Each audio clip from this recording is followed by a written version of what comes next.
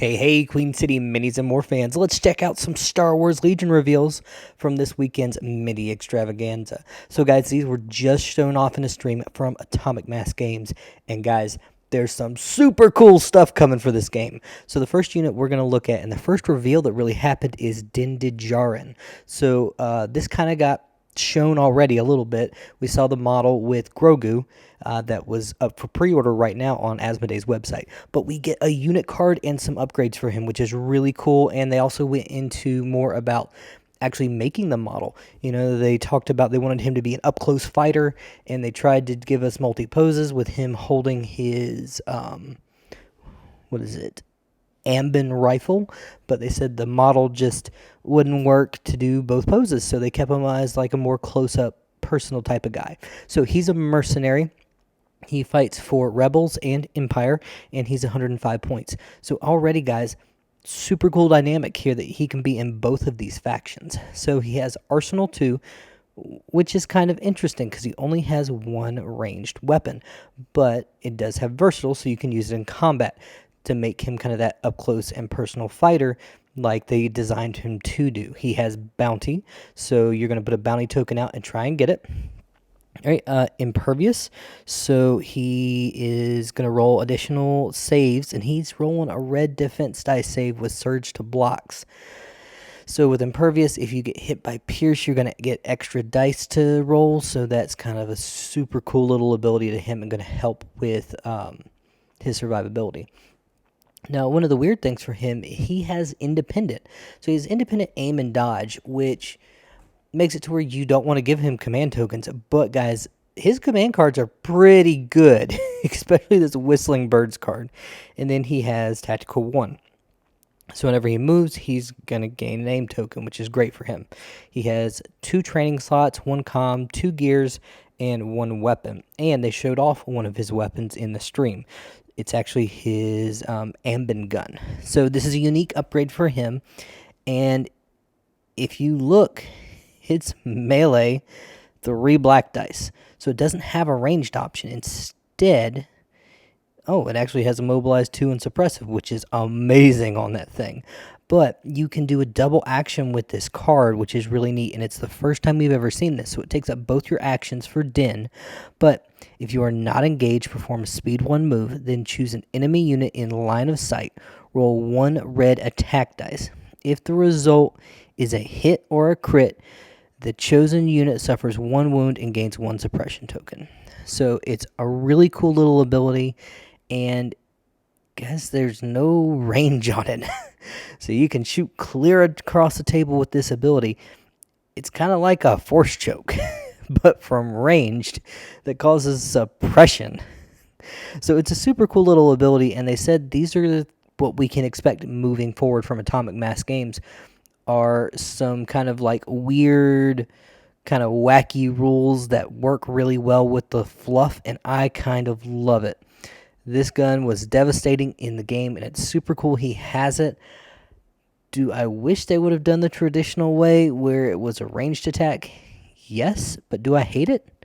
No, I actually really like it. It's a cool ability, and it's something unique for him. So I can't wait for that. Now, they also showed one of his command cards. So this is 3-pip, Whistling Birds. Now, unlike other 3-pips, it just gives him an order. So it's kind of not like most 3-pips to where it's, like the character and then like 2 other trooper units or something else. But guys, during his activation, Din Dejarin gains action, choose up to 3 enemy units at range 1 and in line of sight. For each chosen unit, roll 1 white attack dice for each mini in that unit. That unit suffers 1 wound for each crit, hit, and surge result. Oh, man. This is like Grievous on steroids.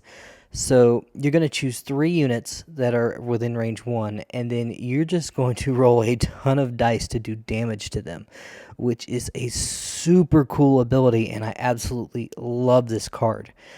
And it really plays well into him kind of being that up-close and personal fighter, just like they designed him to do. Overall, this was a great unit, and it's great to see him on the table, and I can't wait. Oh, but wait, there's more on top of this. So, guys, he's just a baby. It's baby Grogu. Okay, the child. So he is in, and he is the counterpart for Din Djarin. We've seen him on the model, and he has 2 different poses in the kit, which is super cool. He's 17 points and 1 health. He has counterpart Din Djarin, and then Hunted. I love this ability, and it's super thematic for the Mandalorian series. Now, they do state in here that Din Djarin is kind of like season 1 Mandalorian, so that's why he can be in Empire or Rebels. If you do take him in Empire, you are not allowed to take Grogu on his card. So just to give you a heads up. Now, he does have a really cool mechanic, which I actually like, called Hunted. So when Grogu's defeated, replace his mini with an unclaimed the asset objective token. Grogu may never be restored. Each trooper unit gains claim the asset. At the end of the game, if an enemy unit has claimed the asset objective token, that unit's controlling player gains 1 victory point. That is a super, super well written rule, and I do like it a lot. So if Grogu dies, you don't just get a victory point for him being dead. Okay, if your enemy claims him, then they get a victory point, but you cannot get a victory point because he dies. It's super well written and kind of balanced and really thematic because, everybody wants a child. So he also has latent power, which is like, oh, it's kind of cool. I kind of like it, but it's going to be super random, but it makes sense because Grogu hasn't really controlled his powers yet. So latent powers. At the end of your activation, you may gain 1 suppression token to roll 1 red defense dice. On a surge result, choose an enemy unit at range 1 of this many. That unit gains 2 suppression and 2 immobilization tokens. On a blank result, remove a wound or poison token from a friendly non-droid trooper unit at range 1 of this mini. Now, on an actual save, you just don't get anything. So really, 50% of the time, guys, you're kind of going to get an ability. And when you actually roll the surge, you're going to get a super cool ability. That's going to be devastating if someone is within range 1 of you, which plays in really well with how Din works because you can combine it with that command card and just really mess up some guys around you. Now, he also has a small keyword. It's there. It makes sense. Overall, guys, Din is going to tear up the battlefield, and he's going to be a great addition and a super thematic addition to any Empire or Rebel force. I think he's going to fit right in with Rebels, and man, this guy is going to be super cool to play on the table, and I may have to get a Rebel force just to kind of try him out. Now, he's not the only Mandalorian character we got in this reveal. So now we also got IG88 and IG11 that were kind of introduced in here. So IG88 looks like to be Empire. He is a bounty hunter. 110 points, armor 1. Great. Love to see it on a droid. Arsenal 2, which is great because he has a bunch of weapons options. Bounty, impervious, so helps with that armor and with his survivability, and sharpshooter 1. So this guy has some great keywords on his profile. 5 wounds, 2 courage, surge, 2 crit. Mwah, chef's kiss, amazing. Red defense dice saves. He's got a training slot, a comm slot, and a gear slot. Overall, currently right now from what's revealed, he doesn't look too crazy. He looks good, but nothing like game breaking. Now, we don't have any of his command cards yet, and they did confirm he will have command cards, and some of them will be unique for him, and I think they said one will be shared between 88 and 11. So his Vibro Cleaver is a red, a black, a white with Pierce 1 in melee. Pretty good. Pierce 1, great weapon. Now, his modified E11 blaster has range 1 to 3, a black, 2 white, Pierce 1, and versatile. That's fantastic. But guys, remember, he has Arsenal 2, so he can also shoot his modified DLT-20A rifle. 1 to 4, 2 black, and a white. So this guy's throwing 3 blacks, 3 whites a turn down range. You give him like Hunter, and he's going to just murder troops with that Pierce 1. And then if he gets in combat, he's going to be rolling 1 red, 2 black, 3 white with Pierce 1. Amazing. This guy's going to be a great fit into a lot of Empire lists, but I do really want to see his command cards to see what else he brings to the table. And hopefully those get revealed soon. Now, IG11 is a little different. So it looks like he is Empire and Rebels. He's 105 points, so 5 points cheaper. He has Armor 1, great. Gunslinger, super great. impervious. So same as before, programmed. So you have to do a program slot for him. It's not optional. Okay. And they did show one of those program slots off. And then sharpshooter 1, so you get one less cover. So he's very similar to 88, which makes sense. They're the same type of droid. He has 5 health, 2 courage, red defense saves, but he only surges to hit. So weapon-wise, his overpowered melee attack is 4 red. Gross. Right, he has a modified 11 blaster. It's the same thing, but no versatile. So range 1 to 3 with Pierce 1. This is probably the gun you're going to use the most, especially with Gunslinger, just because you can perform that like extra shot with Pierce 1. It's going to be great. Him and Han Solo together are going to be a weird combination. And then you have the modified DLT 28 rifle, range 1 to 4, 2 black, 1 white, no keywords right now. So they did show off nanny programming, which is for IG11 only. So when you build your army, you can get counterpart Grogu. Grogu gains counterpart IG11, which is interesting. I kind of like it, especially, with Grogu's abilities, like his latent powers that they talked about. It's kind of interesting. It's going to be a fun piece. I don't see you taking it a ton on him, but it is a 0-point upgrade. So if you do take it on this guy, he gains AI dodge move, which is not bad because of Gunslinger. It's interesting he gained AI with that, but nothing too crazy. Now, they did say that with their command cards, they're going to gain some super cool abilities. I'm hoping there's one to where, all through The Mandalorian, he's like going back to manufacturer's default setting and tries to self-destruct when he's about to be eliminated. So I really hope that's a command card for both of these. So that would be super cool if they had the ability to self-destruct, kind of like the spider droids do. And I think it would be super thematic, especially for IG11. But only time will tell. But time did tell us of something else. Let's take a look at the next reveal. So guys, our next reveal was Boba Fett. We saw his model at the last mini extravaganza, saw it painted up, and man, did they listen to us when we were like, oh, Boba Fett needs better rules. He got him, baby. So this is a Rebel Boba Fett model. He has 120 points, 2 training slots, 2 gear slots. So kind of interesting, no comms. He has Jump 1, makes sense, he's a Mandalorian.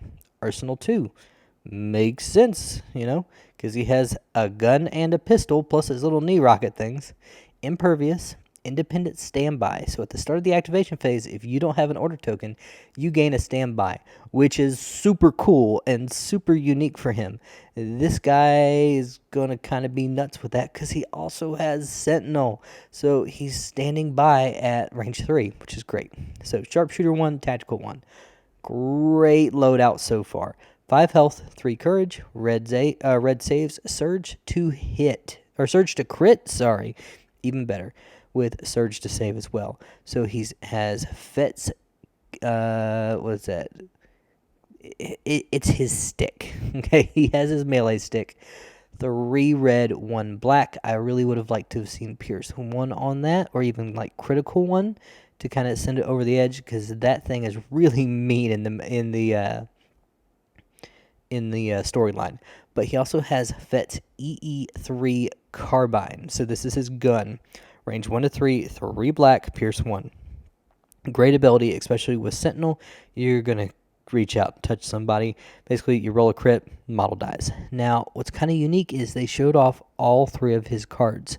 So his 3-pip, Rule with Respect. Now, you'll notice in the background who is there.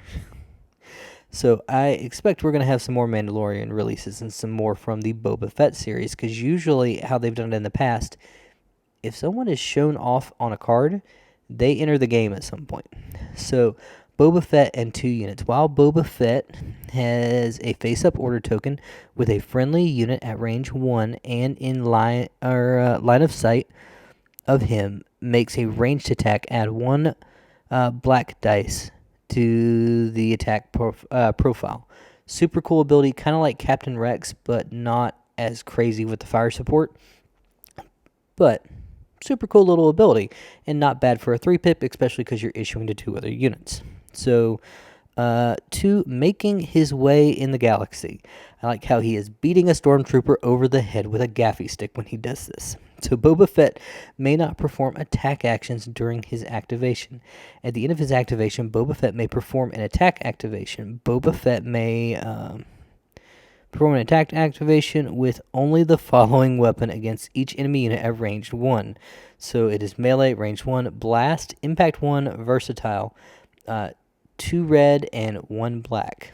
So it's kind of like a Grievous 1-pip, except it's interesting because it has blast, so you're not getting cover from it. You're basically just going around and beating people with a whirlwind of your gaffy stick, which is hilarious and great to see, and I can't wait. All right, so Boba Fett's 1-pip, a simple man, kind of, a unique text, but neat. If Boba Fett is not issued an order with this card, Boba Fett gains Marksman that round. He gains 1 aim token and increases the range of his ranged weapon by 1 to a maximum of 5. If Boba Fett is issued an order with this card, at the start of the activation phase, a unit at range 1 of Boba Fett may perform a speed 1 move. So it really plays into like that mercenary aspect and the whole independent thing. So it's really unique, and I like it. It gives you options for being a 1-pip. One is kind of really good, the other one isn't bad either, so you can kind of play it one way or the other. Overall, guys, Boba Fett is going to terrorize the table, and they did confirm that his other profile can use these command cards as well, which is super great to hear because he needed a little help with those. Now, overall, Boba Fett is going to be great. It's going to be super thematic, and I would love to see him and Din on the table together, led by the what's it called? The townsmen from the end of the Boba Fett, where they were, driving out the pikes. Super cool, super thematic, and I can't wait to see this kind of army on the table. It's going to be just super fun to play, and it plays really well to that Rebel way of playing, which is very hero heavy, and the only problem with them is they're going to be very, very command card dependent, but kind of a super cool little force to play. Oh man, you put Lando in there too, and it would just be like this really cool way of doing it with Lando and Underworld connections. So super cool, guys. Definitely can't wait to see him on the table. But guys, we're only halfway through these reveals. So now, guys, the Empire got some love here too. They got Moth Gideon, and they did confirm he will be coming with a battle force that's kind of like remnants of the Empire. So it should be a super cool little battle force to play, and it should be very thematic, which I just love that they're doing this for the game. Now, no unit card was shown, but they did show off the model. So he's super cool. He has the dark saber, like he's about to go beat somebody with it. And I can't wait to get him for my Empire force. And it kind of makes me want to paint some of my Empire along the lines of the Mandalorian, where they were like kind of super grungy, like remnants of the Empire. So might be doing that very, very soon. Now, they did show off one of his command cards, which is his 2-pip, You Have Something I Want. A line that has just been really famous from the series and with Moth Gideon. So this card cannot be chosen during the first round. After orders have been issued, choose a friendly Imperial Dark Trooper unit that has a face-up order token. Remove that unit from the battlefield, keeping all tokens, then place it on the battlefield beyond range 2 of all enemy units. Then flip their order token face down. It's a super cool card, and it fits right in with our Dark Troopers. So guys, Dark Troopers are here. Now these guys have been in the lore for a while, but made their first screened appearance in the Mandalorian series. Now if we look, guys, this is a heavy unit with 3 models, but they have a ton of options. So they are Imperial Dark Troopers, Empire only. 95 points for 3 models, which is pretty steep, but they have armor and plotting, so they can only ever make 1 move action a turn. 2 health, red saves, no surges, speed 1. So they're actually a little slow, But guys, they can take 2 heavies and a core, like a additional trooper, which is super interesting. And they have a programming option in there, so you do have to probably take that. So they do have some new keywords which we haven't seen before. So unconcerned, this unit cannot benefit from cover, and miniatures in this unit cannot be repaired or restored. So guys, they said flat out, when you see these guys in the series, they're not hiding behind boxes. They don't care. Especially with full armor, these guys are going to be hard to take down. Right? Unstoppable. This unit is eligible to activate during the activation phase while it has 1 or fewer face-down order tokens. This unit may never have more than 1 face-up order token. When creating your order pool, add an additional order token corresponding to this unit's rank to your order pool. So these guys are activating twice every turn, which is amazing and really works well with the "you have something I want" card. Now, they only move at speed 1, so that card allows them to reposition and get into really firing lines. Now, overall, guys, I love this unit. I will probably get 5 of them because they are such cool models, and I can't wait for them to come out. And good news, when they said this, they're like, no more flight stands. They don't want to do more flight stands for troopers, which is interesting. And it makes sense when you look at these models, because if you look at them, guys, they have like the flames coming out the bottom rather than using the clear plastic pegs. Now, weapons-wise, they only have Crushing Punch, which is melee, red and white. Super good, really. And then the E11D Blaster, range 1 to 3, with just 1 black dice. So I feel like these guys are going to really rely on their heavies to do a lot of their hitting power. And it looks like they have a rocket and a ram in there and a guy with either a sword or a bat. So these guys are going to be super cool. But yeah, I can't wait to get these guys on the table, and I can't wait to see the rest of their heavies and their other equipment that they can get. Plus, if they have like a unique programming ability. So overall, guys, if you're an Empire player, get ready for these guys because they're going to be fantastic. So guys, the last thing they really talked about on the stream were Ewoks. Now, the stream did kind of get a little funky after this, so I may get a couple things wrong, but go back and watch it yourself. But they did confirm Ewoks are coming out, and they will be in a battle force, which is great. Going to be super thematic. These guys will be larger units, and suppression will affect them differently than other units, which is cool to see considering they're teddy bears walking around with no armor. So we'll see what happens. I would love if they had some cool interaction with C-3PO, or if C-3PO got like his own command profile and card for this, which would be super cool. Now, they did say with the Battle Force, you're going to get additional stuff in there, like an ATST that for Rebels. So that's going to be super cool when it comes out. And it's going to have like incognito, which is hilarious that that thing will have incognito. I cannot wait to model Chewie on top of that thing coming out of the hatches. It's going to be great. Now, they did say that when the box comes out, you're going to get 2 units in the box, 1 with spears and 1 with bows. So you'll have a melee and a ranged option, which will be super cool kit. And then it's going to have like Wicket in there as well for a named character. So overall, guys, Ewoks are looking cool, and I can't wait for them to go up for pre-order. I don't know if I'll be getting them, but it should be a super cool battle force, and Rebel players should be looking forward to it. So guys, those were some great reveals from our first day of mini extravaganza. Overall, these are some amazing kits that are going to be coming for Legion, and Legion players should be really looking forward to the future with what Atomic Mass can bring to the table. They've got some cool, different ideas coming, and I really like the way the game is going.